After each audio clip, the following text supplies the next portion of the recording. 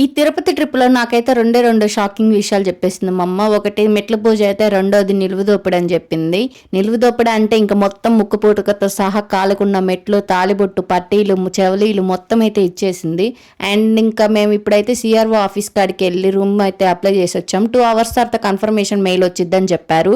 And ఇంకా 2 hours తర్వాత confirmation mail వచ్చింది కదా, ఈ లోపు ఇంకా గుండ్లు కొట్టించుకొని దర్శనంకి వెళ్ళొద్దాంలే అని చెప్పేసి నాన్న గుండు కొట్టించుకొని అమ్మ నేనైతే 3 కత్తెరలు ఇచ్చాము.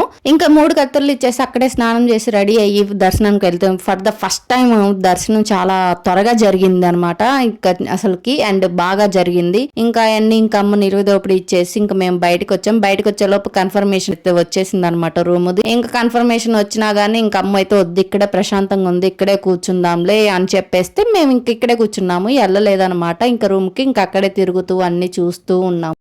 ఇంకా నిలువుదోపిడి ఇస్తుంది కాబట్టి ఇంకా ముందులే ఇంకా అన్ని కొనుక్కుందనమాట. మళ్ళీ తాలిబొట్టు వచ్చే ముందు రోజే కొనుక్కుంది. ఇంకైతే ఇంకా అన్ని పెట్టుకుంది. కానీ ఫైనల్ ఇయర్ రింగ్స్ తెచ్చుకోవటం మర్చిపోయింది అనమాట ఇంట్లో నుండి. అవి కూడా ఉన్నాయి కానీ తెచ్చుకోవటం మర్చిపోయింది. ఇంకా కూర్చొని ఇక్కడ నుంచి ఇంకా అన్ని పెట్టేసుకుంది. ఇంక ఇక్కడే తిరుగుతున్నాము. అండ్ ఇక్కడ వెజ్ ఫ్రైడ్ రైస్ తిన్నాం, చాలా బాగుంది. అలానే చలి పుడుతుందని బ్లాంకెట్ కొనుక్కుంటే అదేమో ఇంకా యూజ్ చేయలేదు. అదండి, ఇంకా మళ్ళీ నెక్స్ట్ వీడియోలో కలుసుకుందాం. అంటే బాయ్ బాయ్.